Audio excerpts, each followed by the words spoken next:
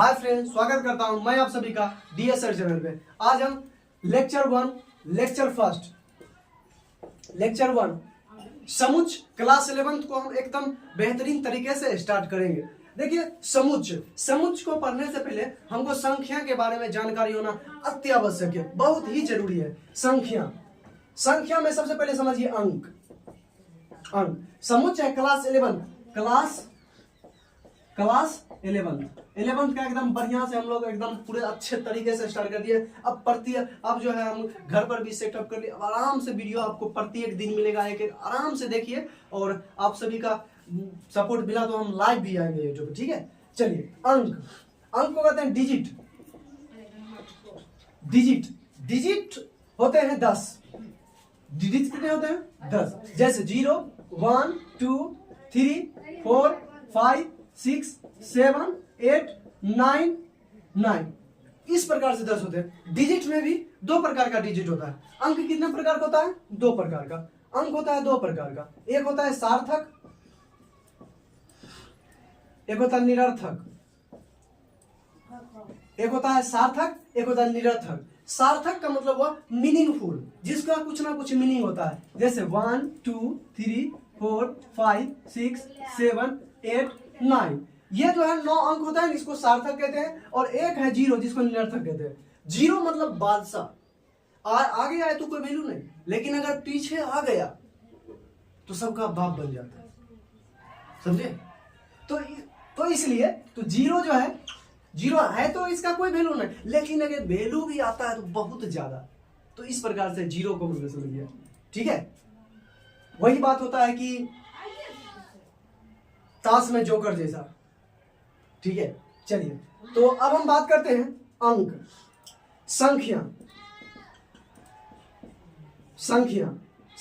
जो होता है ना, संख्या इसी अंकों का समूह होता है। जैसे हम क्या करेंगे, जैसे 2 6 ले लिए, अंक 2 और 6 दोनों को बना दिया तो समूह 26 बन गया। तो 26 क्या हो गया? संख्या।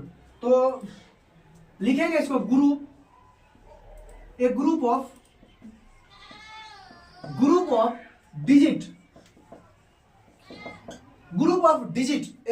डिजिट मतलब अंकों का समूह। क्या होता है? अंकों का समूह। देखिए, जैसे 2 6 3 8 5 4 2 0 इस प्रकार से अंकों का समूह हम क्या कहते हैं? संख्या। अब आइए हम लोग संख्या का भी प्रकार समझते हैं। आप लोग देखिएगा कि संख्या भी कितने प्रकार का होता है? 2 प्रकार का। आप क्लास 9 से 8 से ही पढ़े होंगे। संख्या के प्रकार टाइप्स ऑफ नंबर।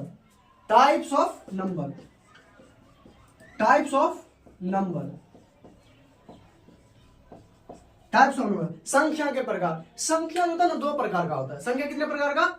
2 प्रकार का होता है। देखिए, संख्या कैसे 2 प्रकार का होता है। नंबर एक होता है संख्या, जैसे वास्तविक संख्या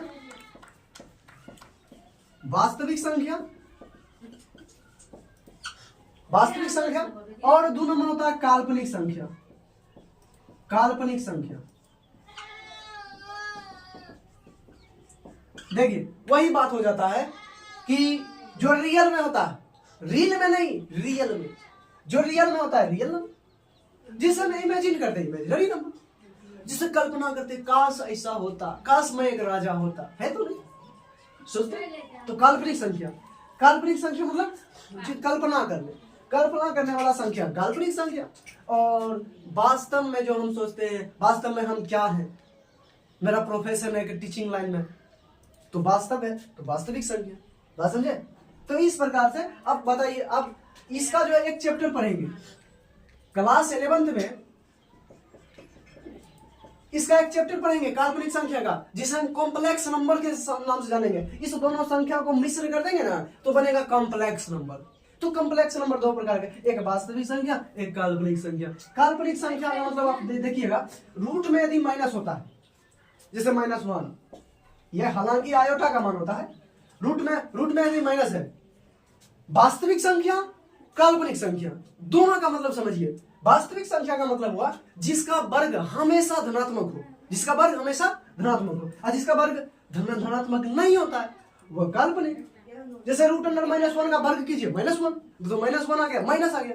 तो जिन संख्याओं का वर्ग धनात्मक होता है वह वास्तविक संख्या कहलाता है, जिन संख्याओं का वर्ग ऋणात्मक होता है वह काल्पनिक संख्या होता है। तो इस बात को आप लोग याद रखिएगा, एकदम ध्यान से बारीकी से समझ लीजिए, एकदम डिट्टो छाप देंगे आपके दिल पर, समझ गए ना। चलिए तो देखिए वर्ग, इसका वर्ग क्या होगा? धनात्मक, धनात्मक। इसका वर्ग क्या होगा? ऋणात्मक, ऋणात्मक। जिस भी संख्या का दुनिया में आप देखिएगा, जिस भी संख्या का वर्ग धनात्मक है वह वास्तविक संख्या होगा, और जिस भी संख्या का वर्ग ऋणात्मक है वह काल्पनिक संख्या होगा। ठीक है, काल्पनिक संख्या के बारे में हम एक आयोटा जानिए, आयोटा इमेजिनरी नंबर होता है।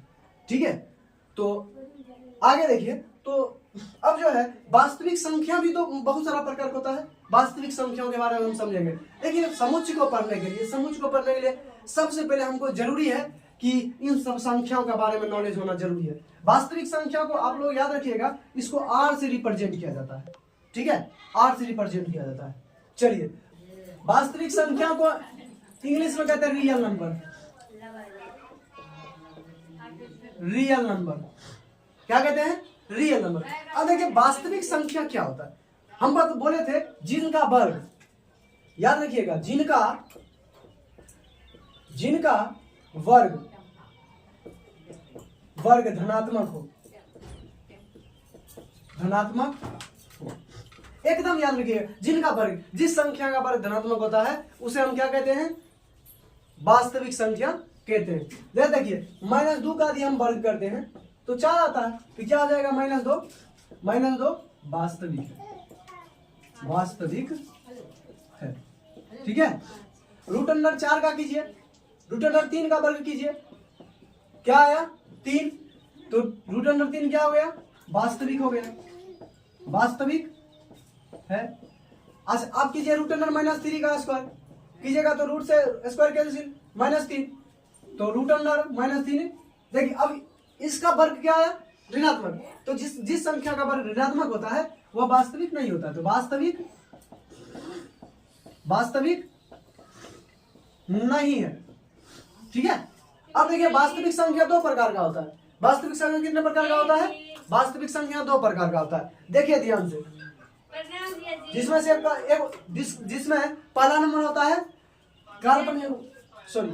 परिमेय संख्या, परिमेय संख्या, और दूसरा नंबर होता है अपरिमेय, अपरिमेय। परिमेय संख्या को इंग्लिश में कहते हैं rational number, rational number, rational number, rational number, इसको कहते हैं इर्रेशनल, इर्रेशनल नंबर। ठीक है, परिमेय संख्या का मतलब हुआ, आप लोग समझते होंगे भिन्न, भिन्न के बारे में आप सबको तो पता ही होगा, जैसा मुझे पता है कि भिन्न क्या होता है, ऊपर में अंश होता है, नीचे में हर होता है। ठीक है, तो देखिए जिस संख्या, जिसको हम P/Q के रूप में लिख सकते हैं, क्या कर सकते हैं? लिख सकते हैं, जिसको हम P/Q के रूप में लिख सकते हैं। अब किसको लिख सकते हैं? अब आइए देखिए, और जहां Q does not equal 0, Q 0 के बराबर नहीं होना चाहिए। P/Q के रूप में तो लिख सकते हैं, लेकिन Q जो है 0 के बराबर नहीं होना चाहिए।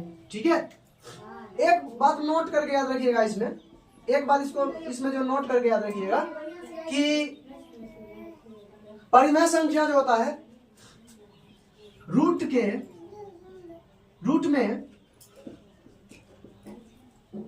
नहीं हो सकता है, नहीं हो सकता है। परिमेय संख्या रूट में नहीं हो सकता है। अब बताइए √4, अब बोलिएगा कि √4 तो अपरिमेय होगा, नहीं, √4 परिमेय होगा, क्योंकि वो पूर्ण वर्ग है, उसका रूट से हम निकाल सकते हैं। परिमेय संख्या रूट में नहीं हो सकता। जैसे 3/4 √4 भी होगा, लेकिन √3 नहीं होगा, याद रखिएगा। √10 नहीं होगा, 16, इसका 4 निकलता है, ये हो जाएगा। ठीक है, तो परिमेय संख्या अपरिमेय संख्या, अपरिमेय का मतलब जिसका वर्ग जिसे हम p बटा q के रूप में नहीं लिख सकते। तो चलिए आज यहीं तक रहने देते हैं, फिर हम लोग कल जो है इस पे और आगे की चर्चा करेंगे, क्योंकि नंबर को समुच्च को पढ़ने के लिए नंबर को पढ़ना बहुत जरूरी होगा। ठीक है, तो चलिए तो हम फिर से हम मिलते हैं। ठीक है, थैंक यू, धन्यवाद।